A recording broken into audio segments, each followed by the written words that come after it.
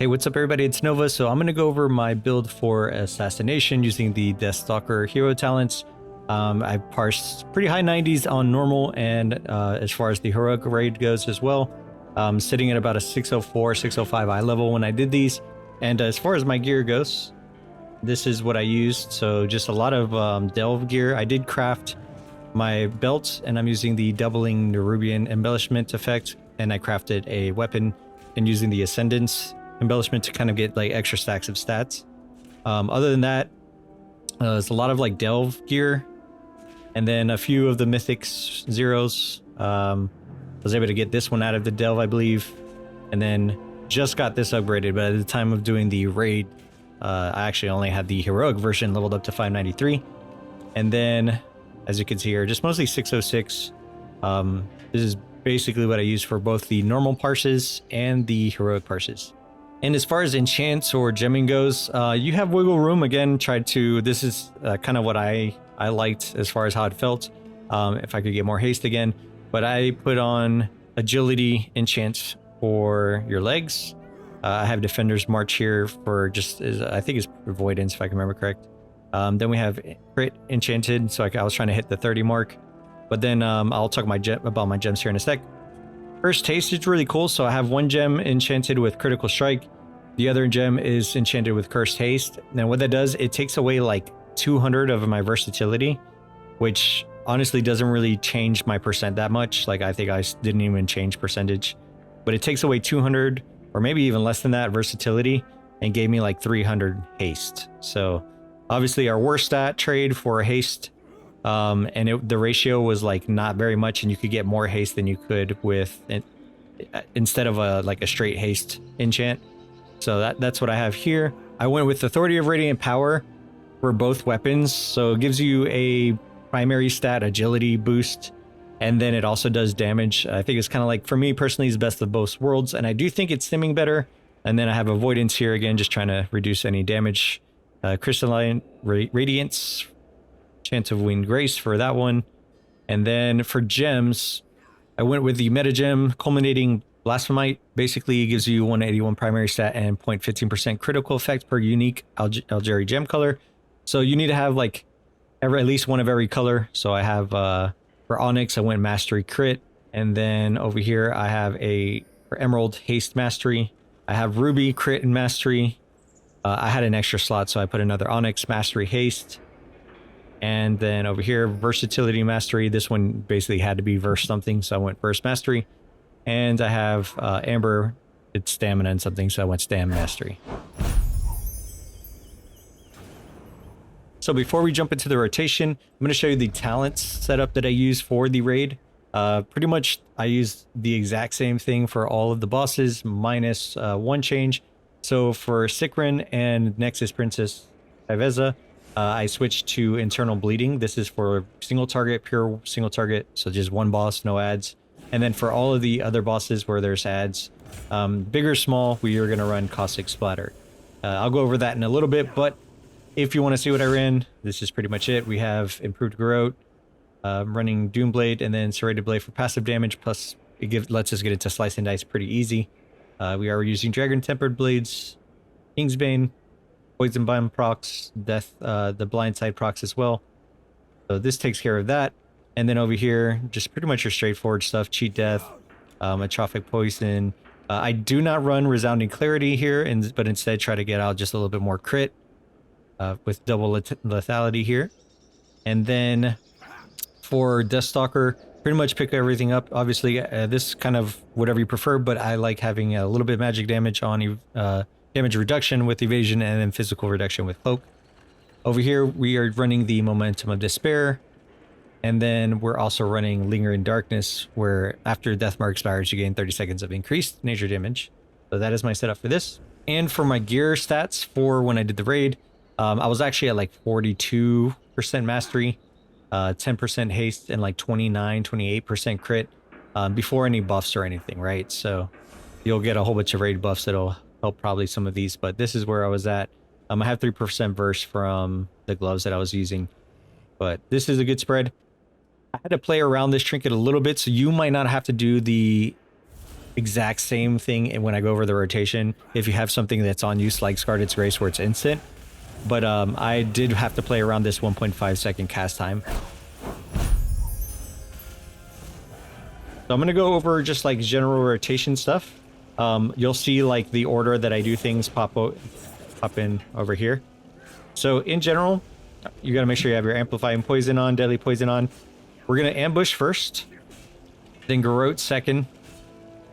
This ambush is going to apply your Deathstalker mark, obviously. You're going to get Garrote up with Improved Garrote, and then you're going to Rupture, which is going to proc your Serrated Blade.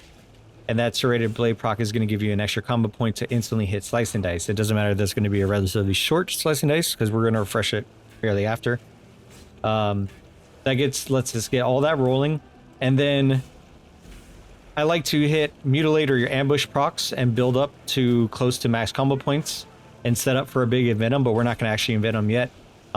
Because I was playing this trinket, I had to utilize a lot more of my energy early on so that it kind of replenished as I was in this cast time. But you might not have to use too much of your energy if you have like Scarlet's Grace or like an on-ute that's instant. But regardless, we're going to ambush again. So we're ambush, Garrote, Rupture, Slice and Dice. I mutilate, or ambush procs to a big full combo. And right before I Envenom, I pop my on-use trinket, Envenom. Then we're going to Thistle Tea to get our mastery increased by 30% if you look at the bottom right. And then we're going to Shiv on top of that so that this mastery is increasing the Shiv damage.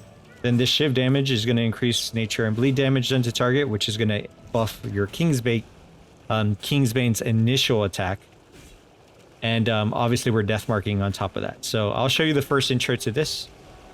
I'm going to ambush, Garrote, Rupture. This gives us our proc. We're going to Slice and Dice with this. And then this is where I like to build. And then I pop my trinket. This is that cast time, so I'm kind of redoing energy. Big Envenom, and then Death Mark, and we pop our Thistle Tea, Shiv, Kingsbane. Hit this. Then we're going to have to Vanish Garrote to refresh this Garrote that's falling off right there.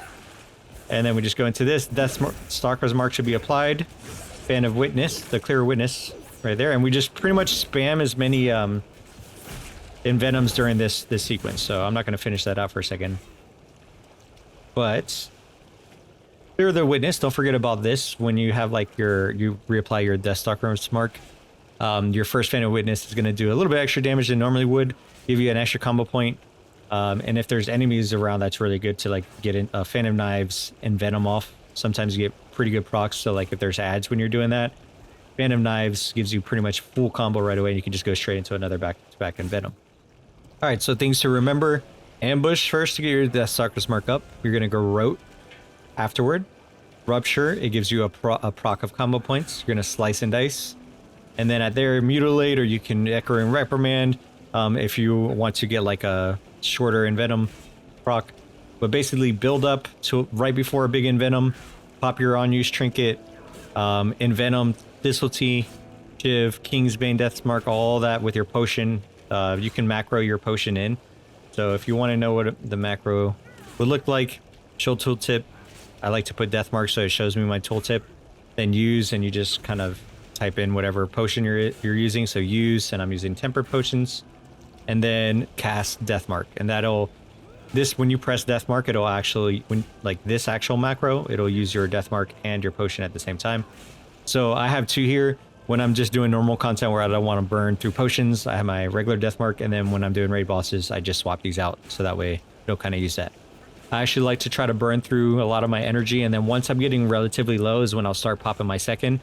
And that's when I'll start paying more attention to trying to pull energy and the Envenom proc, which is...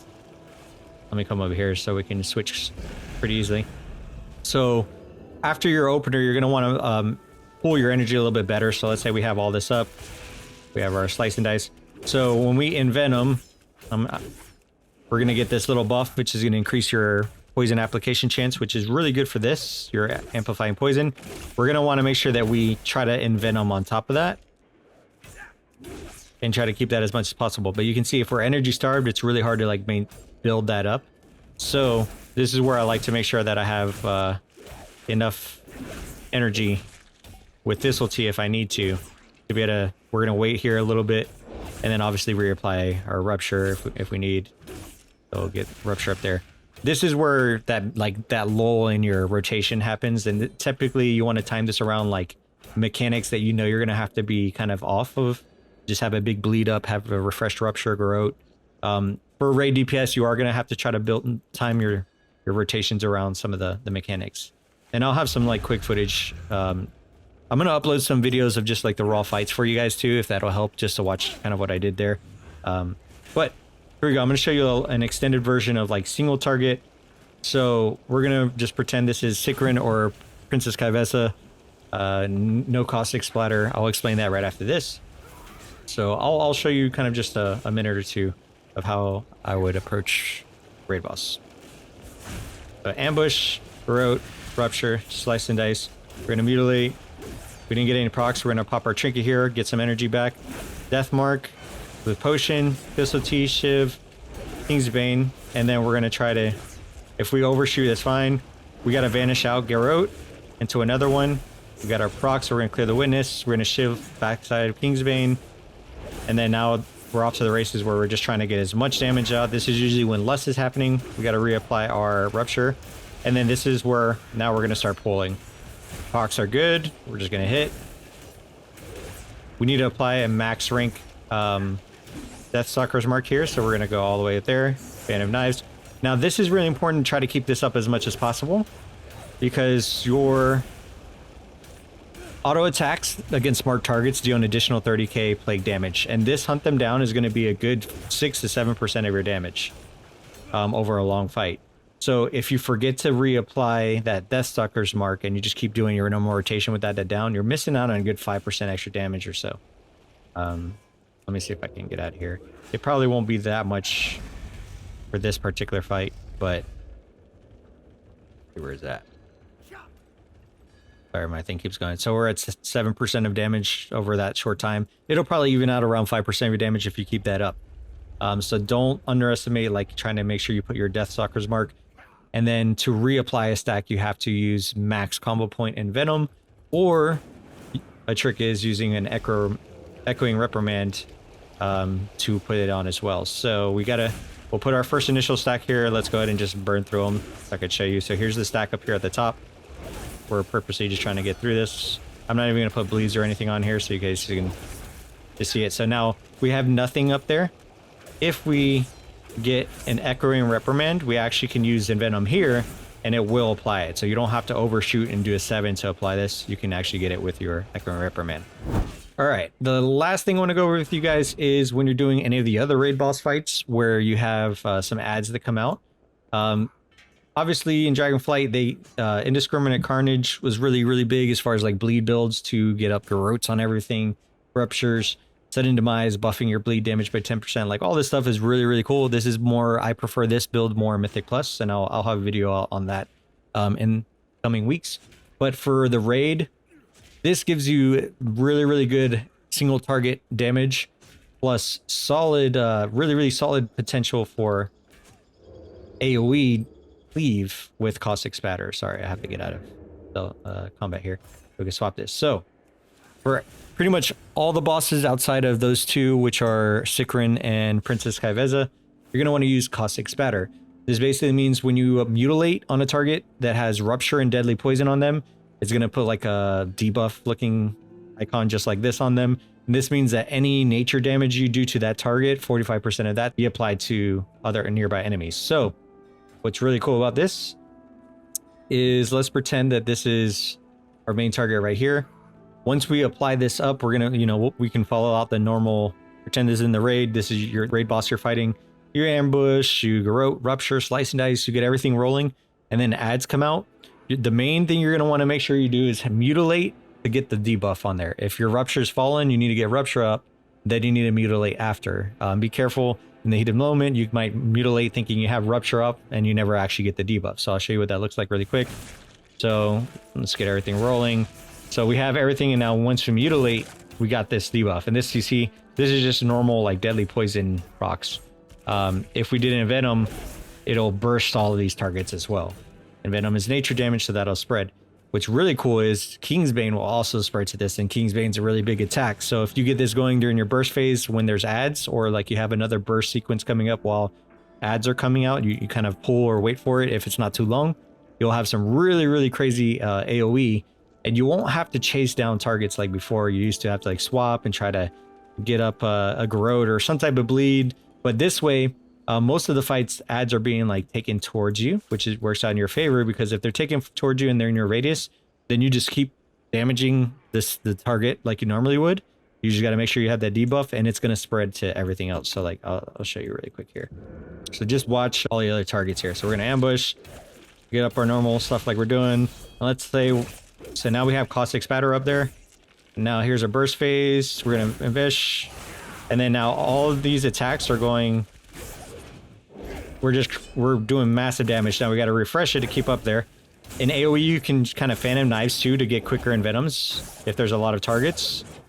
You just got to make sure you reapply there. Keep Garrotes. You do want to make sure you keep your bleeds up. But again, just pop all this stuff, and just you'll have so much AoE because of Caustic Spatter. Just kind of your normal single target damage is spreading over here. So in Mythic Plus, I do like to use Crimson Tempest with my bleed build. But another thing to remember why this also works is Vicious Venoms. We took 2 in this build right here, right? 2. And this basically ambush and mutilate costs 10 more energy, but deals 70% additional damage as nature. So that's why this Caustic Splatter build works as well as it does as well, because when you're mutilating into sorry guys, when you're mutilating into this target, you're getting additional nature damage spread. And if you get your ambush procs, same thing. So like everything just kind of builds straight into that nature effect in here. So this isn't confirmed, but I'm going to take a guess. I mean, it seems like it would work. But if you look at Queen Ansurek, she has a rare chance to drop this ring. And if you read the ring, dealing damage has a high chance to grant you a dose of venomous potential. At 5 doses, inject them into your target, dealing 305k nature damage over 3 seconds. Dealing nature damage has a chance to grant you an additional dose. I feel like this nature damage should also proc off of Caustic Spatter, which would be really cool. I could be wrong. Maybe it won't work that way, but I'm definitely excited to try to get that ring and see if it does. Maybe it's already confirmed from like beta testing, but I didn't play beta, so. But definitely keep your eye on this ring, and it has crit mastery, like has a ton of crit. Pretty good stats, so you can shift some of your other stats around, but like just having an extra damage effect from your ring is going to be really cool. And if it's the nature part of this works off Caustic Spatter, that's going to help your cleave even more so. But nonetheless, thank you so much for watching. If you guys have any questions, drop a comment. I'd love to help out if I can. I'm always still learning myself. So until next time, guys, I hope you have a good one. Take care and see you next time.